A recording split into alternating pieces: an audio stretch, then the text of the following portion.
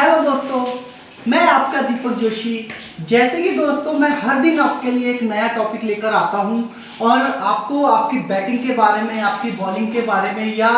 Cricket की ऐसी हर वो बात जो हमारे लिए जरूरी है वो टॉपिक मैं आपके साथ डिस्कस करता हूं। तो उनमें से ही दोस्तों जो मेरा आज का टॉपिक है ये बहुत इंपॉर्टेंट टॉपिक है और वो टॉपिक है हमारी बैटिंग की ग्रिप कैसे रहनी चाहिए, बैटिंग करते समय हमारा ग्रिप कैसे रहना चाहिए और ग्रिप पकड़ने की हमारी सही टेक्निक क्या है। अब जैसे कि दोस्तों हम ग्रिप की बात कर रहे हैं तो ग्रिप जो हमारा बैटिंग में जो हमारा ग्रिप पकड़ने का एक तरीका रहता है, हमारा बैट पकड़ने का तरीका रहता है, ये हमारा बैटिंग का सबसे ज्यादा इंपॉर्टेंट पार्ट है जिससे हमारी बैटिंग स्टार्ट होती है और हम बैटिंग को करते करते हम एक हाई लेवल तक अच्छी क्रिकेट खेल सकते हैं और एक ग्रेट प्लेयर बन सकते हैं। अब जैसे कि दोस्तों हम बात कर रहे हैं ग्रिप की, और अमूमन मैंने देखा है दोस्तों कि जब भी एक प्लेयर क्रिकेट स्टार्ट करता है या एक बच्चा क्रिकेट खेलनी स्टार्ट करता है तो उसको ग्रिप के बारे में तो बताया जाता है, बट ग्रिप को आसान तरीके से कैसे हमें पकड़ना है और हमें कैसे पता चले कि हमारी ग्रिप सही कैसे रहती है, ये बातों पे दोस्तों हमारा डिस्कस नहीं होता और ना ही हमें ये बताया जाता है कि ग्रिप के हमारे क्या बेनिफिट्स हैं। तो आज हम दोस्तों उसी पे बात करेंगे कि हमारा ग्रिप का बेनिफिट क्या है और हमें ग्रिप किस तरीके से पकड़नी चाहिए और एक इंटरनेशनल क्रिकेटर ग्रिप की तरफ ध्यान क्यों देता है। आपने देखा होगा दोस्तों विराट कोहली जैसे ग्रेट प्लेयर बैटिंग करते समय अपने बैट को इस तरह घुमाते हुए ग्रिप चेक करते हैं। आपने केएल राहुल को भी देखा होगा कि वो भी ग्रिप को बैटिंग करते समय इस तरीके से बैट को पहले ग्रिप चेक करते हैं और फिर बैटिंग करते हैं। तो इससे दोस्तों आइडिया लगाया जा सकता है कि हमारे लिए ग्रिप कितनी जरूरी है। और अगर दोस्तों आप एक प्रोफेशनल क्रिकेटर हो और आपकी बैटिंग में फॉल्ट्स आ रहे हैं तो आपको मेरा ये वीडियो देखना बहुत जरूरी है, जिससे आपको ये क्लियर हो जाएगा कि आपकी बैटिंग में क्या दिक्कत आ रही है।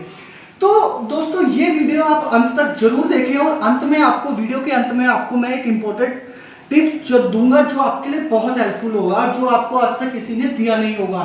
तो दोस्तों इससे पहले कि वीडियो शुरू हो आप मेरा चैनल सब्सक्राइब कर लीजिए ताकि आपको मेरे आगे भी और भी वीडियो आप देख सके। अब दोस्तों हम बात कर रहे हैं कि ग्रिप पकड़ते समय हमें किन बातों का पता होना चाहिए। तो दोस्तों उनमें से सबसे पहले तो हमें यह पता होना चाहिए कि अगर हम एक लेफ्टी बैट्समैन है तो हमारा लेफ्ट हैंड बॉटम रहेगा और राइट हैंड हमारा टॉप हैंड रहेगा, और अगर हम राइटी बैट्समैन है तो राइट हैंड हमारा बॉटम हैंड रहेगा और लेफ्ट हैंड हमारा टॉप हैंड रहेगा। तो अब हम दोस्तों बात करते हैं कि हमें ग्रिप कैसे पकड़ना है, और इससे पहले हमें जो दूसरी बात पता होनी चाहिए दोस्तों वो ये पता होनी चाहिए कि ग्रिप के टाइम पे हमारे बैट का क्या रोल रहता है। अब जैसे कि दोस्तों आप मेरा बैट देख रहे होंगे, इसमें जो ये आप देख रहे हैं इसको बैट के शोल्डर कहते हैं। अब इसमें जो शोल्डर का जो आउटर एज है और जो अंदर का एज है और यह जो बैट के जो सेंटर का ये जो लाइन आ रहा है इसका बहुत बड़ा रोल है दोस्तों, और ग्रिप के टाइम पे हमारे को ये बहुत हेल्प करते हैं जिससे हमारी ग्रिप आसानी से हम पकड़ सके।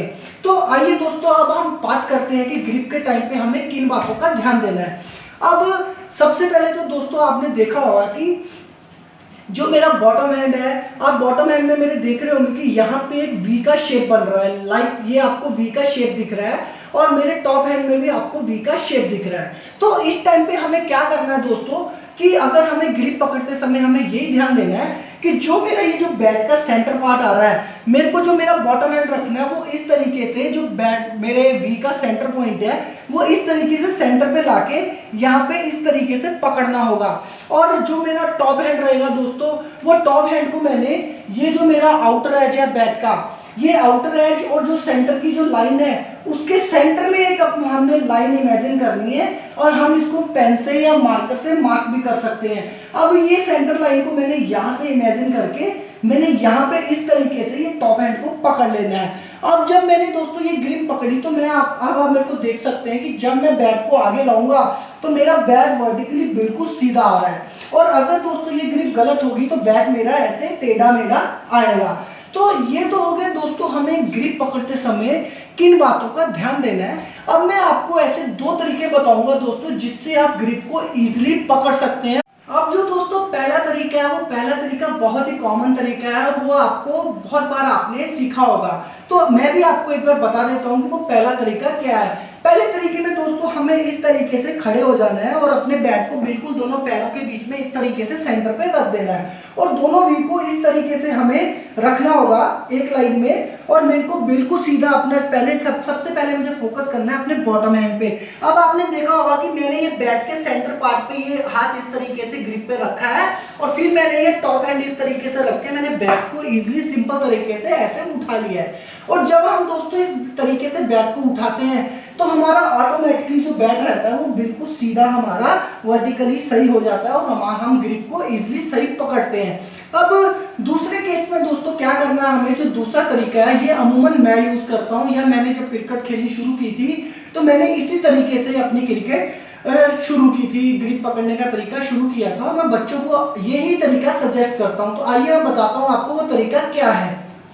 अब जो दोस्तों दूसरा तरीका है, दूसरे तरीके में मैंने क्या किया है कि जैसे कि मैंने आपको ये बताया था कि मेरा ये वी बॉटम हैंड का वी है तो मैंने इसको बिल्कुल सेंटर पे इस तरीके से रखा। अब दोस्तों दूसरे तरीके में हमें इजी करने के लिए क्या है कि हमें बार बार झुकना ना पड़े, बार बार ग्रिप चेक ना करनी पड़े, तो इसके लिए मैंने सिंपल क्या किया दोस्तों कि मैंने जब यहाँ पे बैट को मार्क किया तो मैंने मार्कर की सपोर्ट से यहाँ पे अपने जो वी को ड्रैग कर लिया। आप देख सकते हैं कि जब मैंने ये ड्रैग किया है तो आप यहाँ पे देख सकते हैं कि मार्कर से एक वी का शेप बना हुआ है। लाइक ये देखो आप यहाँ पे मार्कर का शेप बना हुआ है और ऑटोमेटिकली मेरा हाथ जो है यहाँ पे आ चुका है, तो बॉटम हैंड मेरा सही हो चुका है। अब टॉप हैंड के लिए मैंने क्या किया है दोस्तों कि मैंने यहाँ से मैंने लाइन को इमेजिन करके मैंने हैंडल के यहाँ पे मार्कर से लाइन मार दी हुई है, जो मुझे बताएगा कि जो मेरा ये जो वी है, ये वी का जो सेंटर पार्ट है मेरा वो इस लाइन के यहाँ पे रहना चाहिए, जिससे मेरा टॉप हैंड भी सही हो जाएगा दोस्तों। अब मैं आपको बताता हूँ दोस्तों कि जब हम ग्रिप पकड़ेंगे दोस्तों तो हमारे को क्या करना होगा दोस्तों। जैसे कि हमने पहली रील में देखा कि हम बार बार झुकेंगे, हैंडल पकड़ेंगे, इसमें हमने क्या करना है दोस्तों कि जब भी हम बैटिंग कर रहे हैं अगर मैंने इस तरीके से अपना बैट उठाना है, ये हाथ यहाँ पे रखना है, ये हाथ यहाँ पे रखना है, तो मेरा जो हाथ है वो मेरा ग्रिप ऑटोमेटिकली सिंपल तरीके से मेरा बैट वर्टिकली स्ट्रेट आना शुरू हो जाएगा और मेरी ग्रिप ऑटोमेटिकली सही हो जाएगी। और आपने देखा होगा कि बहुत से इंटरनेशनल प्लेयर ग्रिप के टाइम पे ऐसे चेक करते हैं, तो वो यही चीज है दोस्तों। और अगर आप दोस्तों ये तरीका फॉलो कर रहे हो तो आपकी ग्रिप बहुत आसानी से सही हो सकती है। और इसमें जो दोस्तों गलतियां होती हैं वो यही होती है कि हमें ग्रिप पकड़ते समय ये नहीं पता रहता कि हमें बैट को कहाँ से पकड़ना है, यानी हमें अपने हैंडल को कैसे पकड़ना है।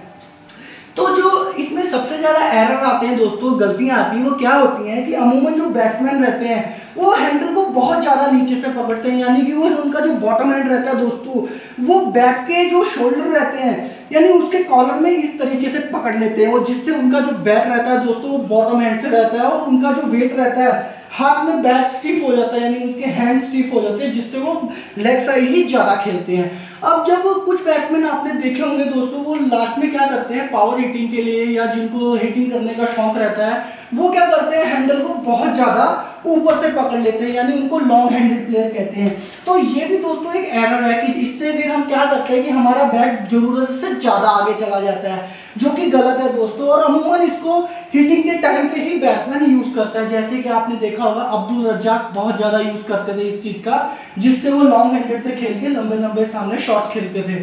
तो ये तो हो गया दोस्तों हमारा लॉन्ग हैंडल, जो हमारी दो गलतियां हो गई। अब हमें ये भी समझना होगा कि हैंडल हमें कहां से पकड़ना चाहिए। तो दोस्तों इसके लिए आप देख रहे होंगे कि जैसे कि मेरा ये हैंडल है, आप देख सकते हैं दोस्तों कि जो मैंने मार्क किया है, जितना डिस्टेंस मैंने हैंडल का यहाँ पे छोड़ा है उतना ही डिस्टेंस मैंने नीचे छोड़ा है। इसका मतलब क्या है दोस्तों कि जो मेरा बॉटम हैंड रहेगा वो यहाँ पे रहेगा और टॉप हैंड मेरा यहाँ पे रहेगा। अब आप देख सकते हैं दोस्तों कि मेरे हैंडल में इतना गैप नहीं है, यानी ऊपर से भी उतना ही छूटा है और नीचे से भी इतना छूटा है, और मैंने हैंडल को सेंटर से पकड़ा है। सेंटर से पकड़ने का क्या मतलब है दोस्तों, आप ये पकड़ के देख सकते हैं कि जब आप इस तरीके से बैट पकड़ोगे तो आपको बैट बहुत ज्यादा हल्का फील होगा, और अगर आप लॉन्ग हैंडेड पकड़ रहे हो बैट तो आपको जो बैट का वेट है वो नीचे फील होगा। जब आप बैट को टॉप हैंडल से यानी हैंडल के पास से पकड़ रहे हो तो आपको बैट बहुत ज्यादा ऐसे हैवी फील होगा, ऐसा लगेगा कि आपका बैट बहुत ज्यादा हैवी है और आपके बैट का वेट जो है आपके हाथों के ऊपर आ चुका है। तो ये तो हो गए दोस्तों हमारे तरीके की बैट पकड़ने का, हमारा सही तरीका क्या है, यानी हैंडल को हमें कहां से पकड़ना है। अब जो दोस्तों इंपॉर्टेंट टिप की मैं बात कर रहा हूँ, आपको याद होगा कि जैसे आपने शुरू में मैंने आपको बताया होगा कि हमारा बॉटम हैंड हमें पावर देता है और टॉप हैंड हमें डायरेक्शन देता है। बट दोस्तों अब बात आ रही है इंपॉर्टेंट टिप की कि इन दोनों हाथ का हमारा सिचुएशन के हिसाब से अलग अलग रोल रहता है। अब जैसे कि दोस्तों एक कंडीशन में क्या रहता है कि हमारा जो बॉटम हैंड रहता है, हमारा एक टाइम पे हमारा बॉटम हैंड गाइड करता है, हमारे को बॉटम हैंड डायरेक्शन देता है कि बॉल को किधर खेलना है। और एक टाइम पे दोस्तों हमारा टॉप हैंड हमें गाइड करता है कि हमें किस तरफ खेलना है। तो दोस्तों जैसे कि आपने देखा होगा कि अगर मेरे को टॉप हैंड का यूज करना है गाइड के लिए, यानी डायरेक्शन के लिए या पावर के लिए, तो वो कौन सी शॉट है जिससे मेरे को टॉप हैंड हेल्प करेगा। अब जैसे कि दोस्तों अगर मैं स्टार्टिंग पे बैटिंग कर रहा हूँ, तो अगर मुझे लेग ग्लास खेलना है दोस्तों, लेग ग्लास के टाइम पे मेरे टॉप हैंड का बहुत यूज है कि कनेक्टिंग के टाइम पे मुझे टॉप हैंड से ही बॉल को डायरेक्शन देना होगा। इसमें बॉटम हैंड का बहुत कम यूज होगा। अब अगर मेरे को डिफेंस के टाइम पे बॉल को डायरेक्शन देना है सिंगल के लिए, उसमें भी मेरे टॉप हैंड का बहुत रोल होगा दोस्तों। तो ये तो हो गया दोस्तों हमारे टॉप हैंड का रोल कि जिस टाइम पे हमें टॉप हैंड भी हमारा हमें डायरेक्शन दे सकता है और पावर दे सकता है शॉट पे। अब आती है दोस्तों हमारी कि हमें बॉटम हैंड कब डायरेक्शन देता है। तो दोस्तों आपने देखा होगा कि कट मारते समय जब हम बॉल कनेक्ट करते हैं तो हमारा जो डायरेक्शन देता है बॉल को, वो हमारा बॉटम हैंड देता है, यानी कि रिस्ट के टाइम पे हमें बॉटम हैंड से ही हमें बॉल को डायरेक्शन देना होता है या पावर देना रहता है। और आपने देखा होगा दोस्तों कि पुल के टाइम पे भी जब हम पुल खेलते हैं और कनेक्टिंग के टाइम पे हमारा जो टॉप हैंड तो सिर्फ हमारा सीधा आता है, बट जो बॉल को गाइड करने वाला हाथ रहता है हमारा, वो हमारा बॉटम हैंड रहता है। जो हमारा बॉटम हैंड हमारे बैट को रोल करता है और बॉल को नीचे खेलने में हेल्प करता है या पावर प्रोड्यूस करता है। और इसमें जो दोस्तों तीसरा पॉइंट आता है, तो आपने देखा होगा कि स्वीप के टाइम पे भी जो हमारा टॉप हैंड यानी बॉटम हैंड रहता है, वो कनेक्टिंग के टाइम पे हमारी रिस्ट को रोल करते हैं, हमारी रिस्ट का मेन रोल आता है। तो ये जो हो गया दोस्तों कि जब भी हम बैटिंग करते हैं या जब हम ऑन साइड खेलते हैं, तब हमारे बॉटम हैंड का ही यूज होता है, और जब हम सामने खेलते हैं दोस्तों तब हमारे टॉप हैंड का यूज होता है। तो जो इंपॉर्टेंट टिप यही है दोस्तों, अगर आपको ये पता है तो आप अपनी बैटिंग को इजीली समझ के आप सिचुएशन के अकॉर्डिंग और बॉल के अकॉर्डिंग आप बैटिंग कर सकते हैं।